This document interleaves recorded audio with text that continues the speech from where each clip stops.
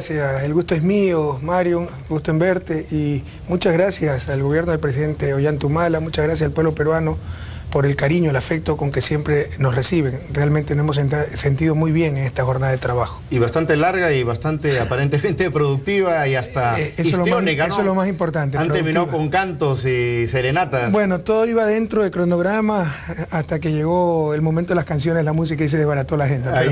Pero la mañana hemos trabajado unas 5 horas y muy eficientemente y muy productivamente. Empezando por eso, para Ecuador, digamos, ¿cuáles son las prioridades en materia de integración con Perú? Sabemos que la agenda viene bastante bien desde hace bastantes años atrás, hay prioridades, hay retos. Hoy en día, para el gobierno del Ecuador, ¿cuáles son las prioridades en relación a Perú? Nuestra zona de frontera, por el conflicto que tuvimos durante décadas, siempre estuvieron abandonadas, incluso muchas veces sin presencia del Estado. Nuestra prioridad es recuperar el tiempo perdido, sobre todo en lo social, también infraestructura, etcétera, pero social. Estamos hablando de educación, salud, acabamos de firmar el plan quinquenal binacional de salud para 5 años, para complementarnos. Donde hay un hospital ecuatoriano, servimos a los peruanos. Donde hay un hospital peruano en frontera, se sirve a los ecuatorianos y así optimizamos recursos. Yo diría que para nosotros la prioridad es lo social en zona de frontera. Y usted, por lo que he leído y he visto, le está dando mucha fuerza al tema social en su gestión. Y entiendo además que tiene logros importantes en materia educativa, en materia de apoyo a los sectores más vulnerables. Esto viene, me imagino, a colación con el hecho de que también Ecuador está teniendo mayores recursos para poder afrontar esos retos. Un país que no tiene los suficientes recursos para afrontar los retos sociales es como si estuviera desarmado. Pero el problema de América Latina no era escasez de recursos, eran sistemas perversos, excluyentes. Por primera vez en la historia de humanidad, el problema de la pobreza no es un problema de escasez de recursos, de factores naturales, es de sistemas excluyentes. Hay lo suficiente. Con la producción de Ecuador actualmente, mejor repartida, se eliminaría toda clase de pobreza. Entonces, ¿estuvo mal repartida la riqueza? Pero estamos en la región más inequitativa del planeta. Y cuando tú tienes desigualdad en países como Ecuador, Perú, de renta media, significa pobreza, miseria. Estados Unidos es el país desarrollado más desigual, pero tiene un nivel de ingreso mucho más alto. Esa desigualdad no se expresa en miseria, en pobreza. En nuestros países sí, así que ese debe ser uno de los objetivos. Entonces, te decía, no era el problema de que no existían recursos, era que estaban pésimamente asignados.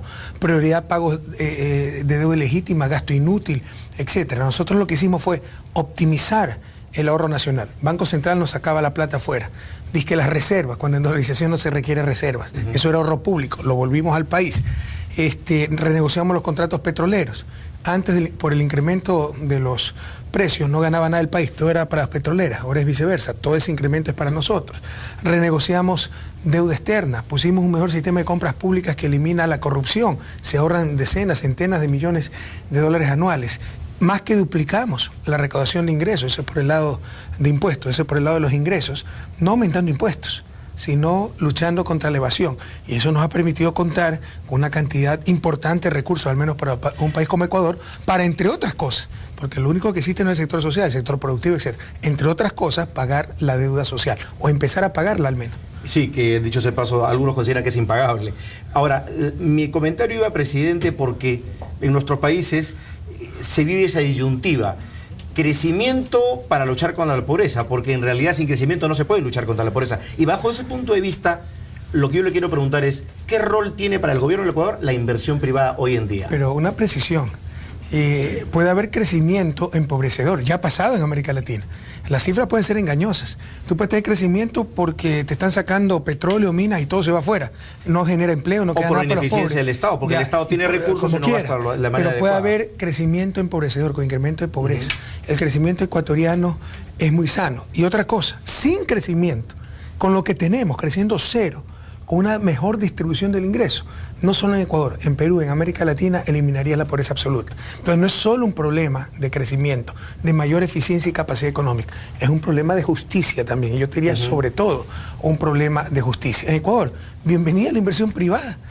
Nadie nunca ha estado contra la inversión privada, pero tampoco nos vamos a sentar cruzados de brazos a que la inversión privada nos haga las hidroeléctricas que requerimos para tener energía, las carreteras, etcétera. Las tuvo que hacer el Estado porque no venía esa inversión privada. Si ahora viene como no ha venido en estos años. Pero hubo décadas de inestabilidad económica, inestabilidad política, donde prácticamente no hubo inversión ni pública ni privada. El país estaba en el 2006, Mario, destrozado. Entonces no nos íbamos a sentar cruzados de brazos a esperar que venga inversión extranjera para hacer obras clave. La hemos empezado a hacer nosotros y bienvenida esa inversión, extranjera y privada en general. Claro que sí, pero se dice que la inversión siempre llega cuando hay condiciones adecuadas. Y esas condiciones son estabilidad jurídica, paz social y predictibilidad de la regla de juego. La pregunta es, ¿su gobierno privilegia esas condiciones para que le llegue la inversión privada? Ahora, para nosotros la inversión privada no es la última Coca-Cola del desierto, ¿no? Hay inversión pública y sobre todo, bueno, inversión privada se requiere, la inversión extranjera no es la última Coca-Cola del desierto. Nos acostumbramos a hipotecar nuestros países en búsqueda de esa entelequia que era la inversión extranjera. La inversión extranjera es altamente deseable, pero no es que es imprescindible para el desarrollo, pero estamos abiertos a la inversión extranjera. Lo que no vamos a hacer es hipotecar el país para que nos venga esa inversión. Hoy día existen mejores reglas, mejores condiciones para la inversión privada que el 2006. Los verdaderos empresarios no vienen pues a los países que son buenos alumnos del Fondo Monetario. Eran países quebrados. Nuestra gente se nos salía hasta nado en esa tragedia nacional que era la migración. Pero como no había inflación, como las cuentas fiscales estaban equilibradas, buenos alumnos del Fondo Monetario. Y ningún empresario de verdad te va a venir, porque los empresarios de verdad, como tú lo has manifestado, lo que buscan son reglas claras que el país lo tiene. Es paz social, que gracias a esta equidad que se está viviendo, esa justicia, el país lo tiene. Hay, y sobre todo, gobiernos honestos que el país lo tiene, y sobre todo, proyectos rentables que al país, a un país como Ecuador y como Perú también, dicho sea de paso, le sobra. ¿Y usted cree que, pensando en el futuro, usted acaba de ser reelecto con una alta votación, con un gran apoyo popular? Hoy día se ha vuelto a hablar, o se está hablando, mejor dicho, de una posibilidad de una reelección indefinida, un cambio constitucional. ¿Usted apoya esa posibilidad? ¿Quién está hablando y dónde? En el Ecuador hay un debate sobre la posibilidad de que se haya la opción de una reelección indefinida. Hay el pánico de los sufridores de siempre, ¿no? De que si se reforma la Constitución, porque tenemos más de 2/3 en la Asamblea, podemos reformar la Constitución y poner reelección indefinida, pero nadie ha propuesto aquello, nosotros no lo hemos pensado, son los sufridores que tienen pánico, ¿no? De aquello. ¿Será este el último mandato de Rafael Correa? En principio sí.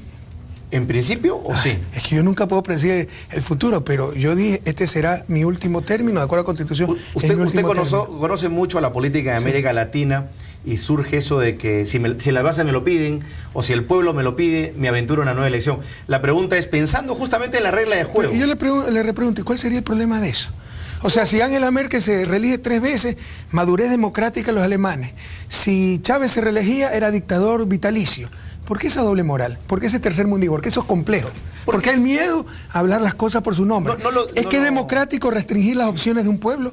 Si hay un buen gobierno que lo vuelva a reelegir, ¿por qué tiene eso de malo? Porque la alternancia siempre es positiva, presidente. Es deseable, pero no es que es indispensable, no es que es lo fundamental.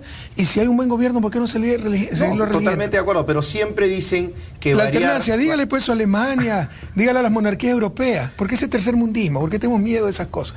De hablarlas, de enfrentarlas, de plantear nuestro propio pensamiento. Fíjese usted, imagínese un sucesor de Rafael Correa que lo hace la mitad de bien que usted, seguramente lo van a volver a reelegir usted en la siguiente elección. ¿Por qué tenerle miedo a la alternancia entonces? ¿Quién le tiene miedo a la alternancia? Digo, o sea, va a venir un sucesor de Rafael Correa, viene un sucesor de Rafael Correa que lo hace la mitad de bien que Rafael Correa y seguramente usted lo va a volver a reelegir. Yo no me quiero reelegir, estoy extremadamente agotado. Me molesta que nos quieran imponer cosas, además con una terrible doble moral, pues. O sea, ¿por qué entonces no se critican las reelecciones en países europeos? Ahí sí no hay problema, ahí es estabilidad democrática, madurez política. Aquí es que somos unos ambiciosos, eso es lo que me molesta, esa doble moral. Créame que yo quiero pasar por el poder y que el poder pase por mí, lo único que quiero es servir a mi pueblo, pero me molesta que se pongan estos debates y se tenga miedo de plantear nuestras propias ideas y se trate con esa doble moral, ese doble estándar las cosas. En Europa no hay problema que se reelija indefinidamente, pero aquí seríamos dictadores vitalicios. Lo que pasa es que en Europa quizás, presidente, el nivel de institucionalidad y de fortalecimiento democrático es diferente. Ahí viene el tercer mundismo entonces, estamos justificando que ellos son superiores genéticamente y nosotros somos inferiores, entonces no podemos. Genéticamente, instituciones. Estoy exagerando para ilustrar, pero los argumentos que me está dando se llama tercer mundismo, superemos eso. Pero bueno, vamos a ver, esa es parte del debate que hay que dar. Ahora, y hablando de la integración de América Latina, Ecuador ha apostado y sigue apostando por bloques como UNASUR y Mercosur, básicamente UNASUR, por una serie de criterios que son respetables. ¿Qué opina de la Alianza del Pacífico? Yo respeto mucho, ¿no?, las decisiones que han tenido esos países. Nosotros estamos como observadores en la Alianza del Pacífico, nos involucra directamente, pero en principio no concordamos con su fundamento, ¿no? ¿Por qué, presidente? Porque es lo mismo de siempre, la integración, pero básicamente mercantil, hacer grandes mercados, crear consumidores, no crear naciones, no crear ciudadanos. UNASUR es una integración integral, esa es la integración que buscamos. ¿Ecuador cree, por ejemplo, en la apertura de mercados, en un nuevo mercado para Ecuador, en abrir su mercado al ingreso de nuevos productos y servicios? Ecuador cree en el comercio. O sea, una economía moderna es especializada, tiene que intercambiar, tiene que haber comercio. Otra cosa es el boboaperturismo, pues el sálvese quien pueda. Y peor aún en un país como Ecuador, que no tiene pues moneda nacional. Si usted pudiera ver de la política comercial, no nos queda nada para equilibrar problemas externos. ¿Y usted diría que la dolarización le ha hecho más bien que mal que No, a es claro que la dolarización tiene mucho más costos que beneficios. Tiene beneficios, control de inflación, claro, no se requieren reservas, hay predictibilidad, hay más estabilidad para las inversiones micro, pero se pierde el principal instrumento de coordinación social. Y que eso es la política económica, coordinación social, el principal instrumento de política económica en consecuencia de coordinación social, que se llama moneda. Y entonces, por eso ustedes apuestan más por bloques como el de UNASUR. ¿Les parece que va más con una lógica política de principios que con una lógica económica, digamos? A nivel de integración, ¿no?, por supuesto que buscamos construir una nación de naciones, no grandes mercados. Buscamos construir ciudadanos de Sudamérica, no consumidores. Pero en todo caso, nuestra política comercial, creemos en el comercio, pero el comercio es mutuo beneficio. Creer que mientras más apertura haya en una economía, más se beneficia esa economía, es más cercano a la fe que a la ciencia. Eso no es cierto. Usted hace poco, por ejemplo, consideró que en el caso de Venezuela, a raíz de estos problemas de especulación que se habla, de temas inflacionarios y las medidas que ha tomado Nicolás Maduro para evitar, hasta penar incluso, ese tipo de casos que los ha considerado hasta terrorismo económico, usted ha apoyado ese tipo de medidas. ¿Por qué, presidente? No, usted que además es un economista, reputado. Yo soy buena persona, soy buena gente. Pero la pregunta, presidente, economista. La pregunta es, ¿se pueden ir contra las reglas lógicas del mercado, como pensar que la gente oculta sus productos para no venderlos por un simple sentido político, porque son de derecha y no porque hay control de precios, por ejemplo, presidente? Pero usted tiene un grave error, el creer que el mercado funciona en una ausencia de fuerza. Por supuesto que hay poderes en el mercado. Y ese es el problema. O sea, el socialismo del siglo XXI, el socialismo moderno no niega el mercado. Ese fue un error grave del socialismo tradicional. Pero una cosa es el mercado como amo y otra cosa es el mercado como siervo. La postura del socialismo del siglo XXI es sociedades dominando el mercado, no el mercado dominando sociedades. Y por supuesto que esa entelequia del mercado, existen poderes pues, que pueden especular, etcétera, y conscientemente, con acción colectiva, es decir, a través del Estado, hay que controlar esos poderes. Eso es evidente. ¿Piensa usted que acapara o especula simplemente porque es de derecha o es una mala persona, presidente? ¿Que los empresarios latinoamericanos actúan con la lógica empresarial? Algunos sí. Que si les va bien, como en nuestro caso en Ecuador, con un gobierno lo apoyan porque tiene una lógica empresarial. Exacto. Pero muchos tienen la lógica política. Lo importante es que sea su gobierno que controlen eso. Así nos han dominado 2 siglos. Y así es el mejor gobierno, con la mejor política económica. Bótalo lo más rápido si no se nos somete a nuestro poder. ¿Usted cree que eso no existe? Por supuesto que existe. O sea, está bien que se vayan a la cárcel esos terribles personas que suben precios o no quieren vender sus productos. Pero si especulan, pero por supuesto pues están haciendo un daño social. Todo de acuerdo a la ley, no sé lo que diga la ley venezolana, pero lo que yo le estoy argumentando es que usted cree que es la mano invisible del mercado y oferta y demanda. Hay manos bien visibles. Cuando hay control de precios, hay poderes muy claros, pero tampoco es cierto. ¿Cómo que no? O sea, usted está asumiendo que todo mercado es perfecto. No, oiga, no, para nada. ¿Sabe? El mercado perfecto se parece a Superman, ninguno de los dos existe. No existe la perfección. Pero entonces debe haber control gubernamental para los excesos de mercado, eso es evidente. ¿Y le parece que eso como contrapartida pues tenga una inflación de 25, 28, 32% en Venezuela? Pero ese es otro problema, la inflación. El castigo terrible a los pobres venezolanos. Me está cambiando de argumento. No estamos discutiendo el problema inflacionario, estamos discutiendo los poderes del mercado. Y claro que hay poder de mercado. Y claro que la sociedad tiene el derecho y el deber de controlar esos poderes del mercado. Le insisto, sociedades gobernando a los mercados, no mercados gobernando a la sociedad. Es el gran error del mundo actual. Es el gran desafío de la humanidad. El ser humano sobre el capital, sociedades sobre los mercados. Y yo termino acá con este tema, presidente, sobre este tema en particular que es obviamente álgido tanto en Venezuela como en Argentina. ¿Usted cree que la señora Kirchner, el señor Maduro, van a ser bien recordados dejando el aparato productivo de sus países como lo están dejando, con ese nivel de inflación, que justamente aqueja a los más pobres, no los que más tienen dinero, a los más pobres. ¿Cuál sería su evaluación política? Ahí se le digo como líder de... Política, sobre 10-11. Usted tiene sus prejuicios, ¿no? Es una evaluación sobre lo que acaba de mostrarme son sus prejuicios, porque parece olvidar pues cómo encontraron los Kirchner en Argentina, pues, o no se acuerda el corralito, el colapso de la convertibilidad, el desastre cuando Menem vendió hasta la camisa de la Rúa que con Caballo que colapsó. Se olvidaron ya de eso. Es que se han olvidado cómo durante 70 años Venezuela fue el principal productor petrolero del mundo. Y toda la plata de la oligarquía venezolana se la llevó a Miami. Se olvidaron de eso. Y vaya, vea pues los informes de la CEPAL. Venezuela en este momento es de los 3 países más equitativos de América Latina, de los que más reduce pobreza, y es el que más cree en la democracia. El segundo se llama Ecuador. Más destruida, una actividad productiva destruida, presidente. O sea, para que Venezuela se reconstruya, van a tener que pasar probablemente el mismo tiempo que haga gobernado Chávez su país. ¿Quién se lo contó eso? ¿Caballo? No, lo veo en los reportes del BID, del Fondo Monetario. ¿Usted le cree al Fondo Monetario todavía? Bueno, por favor, qué ingenuidad. Dígame, ¿cuándo Venezuela ha tenido un aparato productivo? ¿Cuándo ha tenido industria venezolana? Ahora no importaban todos los oligarcas porque nunca les interesó desarrollar las fuerzas productivas venezolanas. Venezuela ha importado siempre todo. Ahora con Chávez se ha intentado crear una industria venezolana. Superemos los prejuicios, veamos objetivamente las cosas. Veamos también los procesos históricos. ¿Qué era Venezuela antes de Chávez? ¿Qué era Argentina antes de los Kirchner? ¿Y le parece prohibido olvidar Latinoamérica? ¿Y le parece Venezuela un país más libre ahora? Pero por supuesto, mandan los pobres. Pues. Lo que pasa es que los dueños de los periódicos son los que se perdió el poder. Oye, usted lee la prensa ecuatoriana. Tenemos las cárceles repletas de periodistas. Tenemos preso a todo dirigente social porque criminalizamos la protesta social. Vaya, vea pues quién está preso en el país. Pero eso es lo que pone la prensa. Yo soy un dictador autoritario. No hay independencia de poderes, controlo todos los poderes. O sea, la justicia es una sucursal del Ejecutivo. ¿Es un invento de la prensa, pero por supuesto, pues es un poder fáctico que ya perdió su dominio. Y está desesperado y busca por todos los medios afectar a los gobiernos que no se someten a su poder. Pero es que aquí no hay nada nuevo. ¿O acaso, históricamente, uno de los poderes que ha dominado nuestra América no es el poder mediático? Mire, Diario El Comercio de Lima, aquí tengo la frase. Yo le voy a citar, no le voy a citar a Chávez, a Cristina Fernández, a Evo Morales, a Rafael Correa. Le voy a citar a Mario Vargas Llosa. ¿Verdad? Déjeme buscarle porque aquí lo tengo. ¿Ya? Hablando sobre Diario del Comercio, viola a diario las más elementales nociones de la objetividad y de la ética periodísticas. Silencia y manipula la información, deforma los hechos, abre sus páginas a las mentiras y calumnias que pueda dañar al adversario.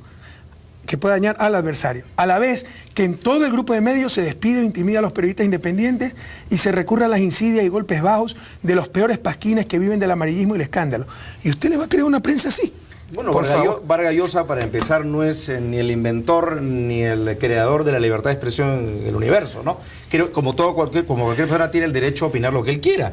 Lo que es cierto, presidente, y se lo digo simplemente porque yo también tengo derecho a opinar lo que quiera. Claro que sí, pero lo que vemos es a ingente cantidad de venezolanos que han dejado su país. Yo le pregunto, ¿usted cree terrible, a una prensa? ¿Por qué esto describe a toda la prensa latinoamericana? Como el que han tenido con Chávez.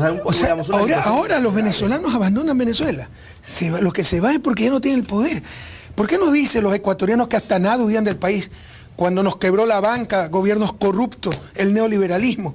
Y ahora la gente está regresando a su país, ecuatorianos, españoles, italianos, huyendo de la crisis europea. ¿Por qué no decimos también eso, no? ¿Cómo con el socialismo del siglo XXI en Ecuador la gente está regresando? Con el neoliberalismo. Es que en pocos años nos hubieron 2 millones de habitantes, la tragedia nacional más grande que ha vivido el país. Prohibido olvidar Perú y Latinoamérica. Prohibido olvidar, pese a los intentos de cierta prensa. Lo cierto, presidente, es que usted jamás aplicaría las mismas medidas que aplicaría ni Maduro ni Cristina Fernández en su país. Por eso es que Ecuador está con un buen nivel de crecimiento. Bueno, seguro han cometido errores como yo también los he cometido. Ajá. Y probablemente en economía domine mejor ese sector, porque es mi formación, y probablemente Chávez dominaba mejor las cuestiones de defensa, porque era militar, y Cristina domina mucho mejor las cuestiones de derecho, porque es abogada. Cada quien en su especialidad, pero todos cometemos errores, pero los aciertos, sin lugar a dudas, en Argentina, Venezuela, Bolivia, Ecuador, Nicaragua, duela a quien le duela, han sido mucho mayores que los desaciertos. Presidente, otro de los temas que, bueno, no voy a entrar al tema de la prensa porque ya sería un debate demasiado largo, pero... ¿Para qué se engaño? Oiga, que se inventó la imprenta, la dichosa libertad de prensa no es otra cosa que la voluntad del dueño de la imprenta. Y esa gente era la que nos decía por quién votar, ponía, sacaba gobierno. Pero es un derecho fundamental, presidente. ¿Qué cosa? La libertad de expresión. Pero yo no estoy negando aquello. Libre, no, una cosa es libertad de expresión. Usted sí cree en la prensa libre. ¿Y qué es la prensa libre para usted? Los negocios que convierten a la información en mercancía. Los negocios como el que describe Mario Vargas Llosa. Esto no es libertad de expresión, esto es corrupción. Pero nadie llama las cosas por su nombre. ¿Hay prensa libre en algún país de América Latina? Yo creo que hay que cambiar la forma de propiedad de la prensa, porque creo que es incompatible negocios privados con fines de lucro proveyendo un derecho, el derecho a información. Entonces, ¿los medios tienen que ser del Estado? ¿Es lo que usted está diciendo? Medios públicos, medios sin fines de lucro, o prensa privada, pero con grandes regulaciones. Porque es que es claro, hay una contradicción de origen entre el lucro y el garantizar un derecho.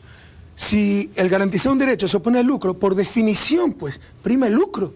Esto es una contradicción de origen, lo que existe en el modelo capitalista de prensa. No puede haber una empresa privada, presidente, que fielmente crea en la pluralidad, en contrastar opiniones, en poner todas las opiniones y poner a disposición de la opinión pública para que tome una decisión. O sea, para usted eso no existe, son puros cuentos. Puede haber, pero va a ser la excepción, pues no la regla. Y necesitamos que la regla sea ética y por profesional. Eso los medios tienen que estar regulados, supervisados, controlados. Esa es la única solución. A ver, le hago una pregunta. ¿Tener medios de comunicación da poder o no? Depende. O sea, da poder, no me da con cuento. Da poder porque con eso se crea la opinión pública. La sociedad no solo tiene el derecho, tiene el deber, pues, de controlar los poderes. Poder de mercado, poder mediático, todos los poderes. Usted ha citado al comercio y le cuento que justamente a raíz de la experiencia peruana, en el Perú hace tiempo que los medios dejaron de poner presidentes. Hace mucho tiempo. En la última elección y la pasada. Yo creo que la última elección de Mala contra Keiko Fujimori. No, y la anterior también. Y ese fue el gran dolor, ¿no? Y en 1990, que ya no ponían al presidente. Usted ha leído a Mario Vargas Llosa el 90, justamente, el que tenía todo el apoyo, que era Vargas Llosa, perdió con el que no te lo tenía. Usted tiene razón. Pero presidente, usted tiene razón. Lo que voy es... Los medios de comunicación de algunos países de América Latina ya no ponen y quitan presidentes, pero siguen haciendo daño, mienten. Y la gente tiene que rebelarse contra mentiras, manipulan, desinforman, dicen lo que le conviene, callan lo que no les conviene.